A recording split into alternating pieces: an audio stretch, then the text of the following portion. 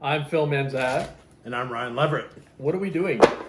We're playing games. Oh yeah, you know what? That's the best way to F everything up when you want to buy a car. Oh my gosh. Yeah. So, listen, between the two of us, we have over 20 years of experience in car dealerships, and we're here to give you the insider's guide, the insider's knowledge of how to have a better experience and save money and time when you buy a car. And I had a very fascinating conversation with a friend and coworker of mine. His name is Woody. Mm-hmm. He's got over 25 years of experience selling cars. Mm-hmm. And I went up to Woody and I said, hey, Woody, tell me, if someone was to ask you how to have a great experience and save money and time the next time you buy a vehicle, what's the first thing that comes to mind? Don't think twice, just tell me the first thing that comes to mind. And he says, don't play games. Yeah. And it made a lot of sense to me. It made a lot of sense to you. Yeah. I had to kind of look at him and say, what do you mean by that, Woody? And Woody said, well, just don't play games. And I said, are you talking about salespeople? Because that's often what customers say about us. Yeah. A lot of times customers think we're the ones playing games. And he's like, no. I appreciate when my customers don't play games, when my guests don't play games. And Woody said, I've never been lied to more in my life than when I became a car salesman. Yeah. I was like, oh my gosh. Yeah, it was the same for me, and second is dating. Oh boy. Different topic, different video. But it's true. I mean, like, we could sit here and we could elaborate about, all the times we've been lied to and this and that, but I get where it comes from because it's a defense mechanism, because car salesmen That's right. have the worst reputation amongst any other salespeople. Almost any other profession. And so because of it, and people always hear these stories, elaborate stories about how we, like steal your blood and, enslave your children. And on top of that, rip you off on a car deal. Because of all this, everybody's got their defenses up and they figure that the best way to protect themselves is to lie to us. But the truth is that's what hurts you the most in the deal. 100%. Yep. If you lie to us, you're probably going to get the same in response. Yeah. And so what Woody was saying by don't play games is, and he's referring to the customer again, the customer should not play games. And I get that salespeople have a bad reputation, but that's like from 30 years ago. Most salespeople nowadays are not bad people. Yeah. We're just people. Yeah. Trying to make a living, trying to help you, that probably enjoy our job more than you think we do, and enjoy helping you more than you think we do. Yeah. Most salespeople are in a position where they truly, truly want to help the customer. And listen, most of us in the sales profession, we work by commission, which means if we don't provide you with a great experience and you don't buy a car, we don't make any money. Yeah. We make no income. Most sales professionals, certainly in the car industry, are out there working day after day after day, hoping that they find somebody that they can enjoy working with, that they can enjoy taking them down the path of buying a vehicle so that they can make an income for themselves and their family. And you as a consumer, as a customer, you kind of want the same thing, do you not? Mm-hmm. You want to find a professional that you enjoy working with, that's going to take you down a path that's going to lead to a great purchasing experience so that that professional can make an income for them and their family. Right. And you walk away with a great experience and a great deal. Right.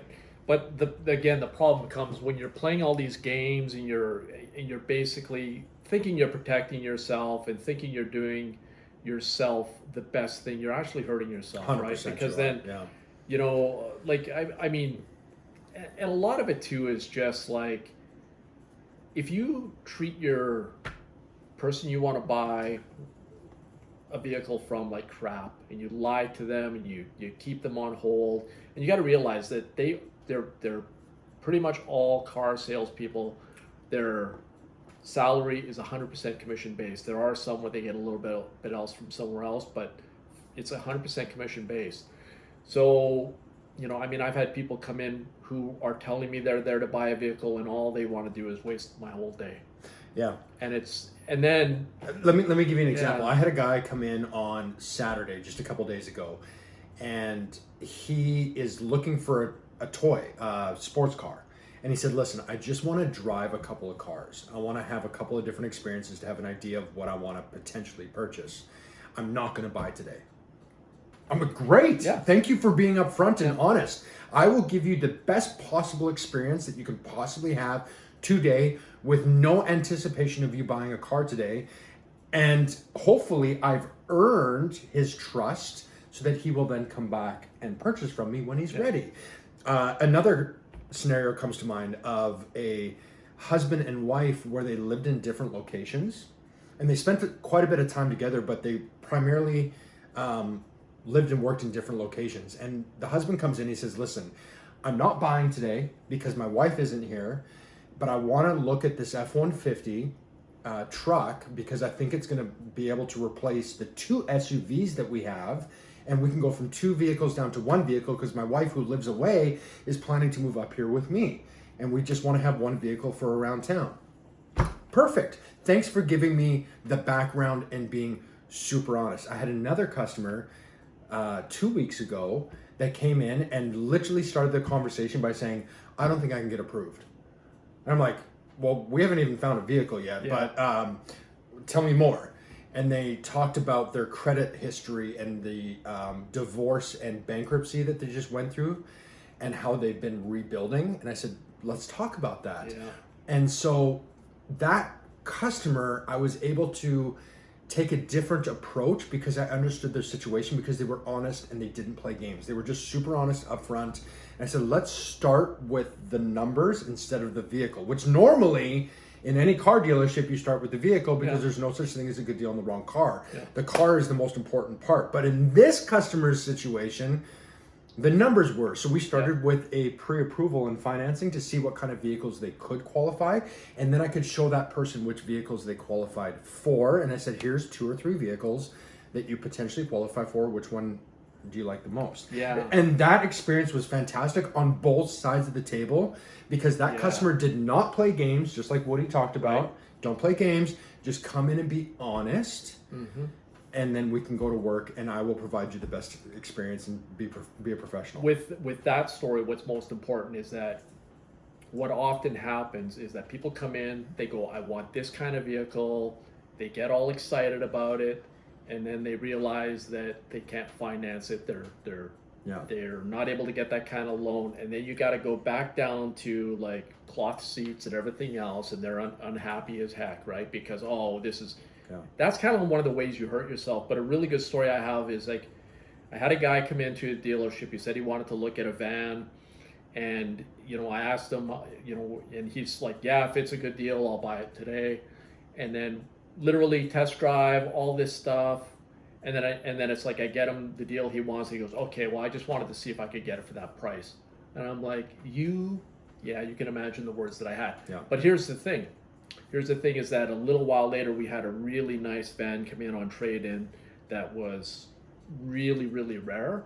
And he calls me and he goes, hey, I'm really interested in this van. And I'm like, sorry, somebody's already put a deposit on it. And as far as I know, nobody had. And then I'm like, I'm not going to deal with this guy. This guy wasted all my time and energy. I don't know if he legitimately wanted that van. But the truth is that it was a van and somebody had already, like I talked to another car sales guy and he goes, oh no, I've already got somebody coming in on it today because it was that kind of a van. Yeah. But why should I go through all the trouble for somebody? Because quite honestly, I don't know if he's going to lie to me again. Maybe he just wants to see if he can get it for X amount of dollars again. 100%. This also happened to me recently within the last month. I had a customer walk in and listen, I sell Fords on Vancouver Island in British Columbia and Canada. At the dealership I work at, there's 4 dealerships within about an hour drive. Yeah. So we have quite a bit of competition. That's not even a lot compared to like Ford dealerships too. That's just Ford. Yeah. I mean, there's so many dozens and dozens of dealerships. So crazy. I had this guy come in, and we went through the entire process, test drive, like qualification, trade-in appraisal. I served him a quote, numbers, everything. He says, I need to think about it. No problem. I was being nice, respectful.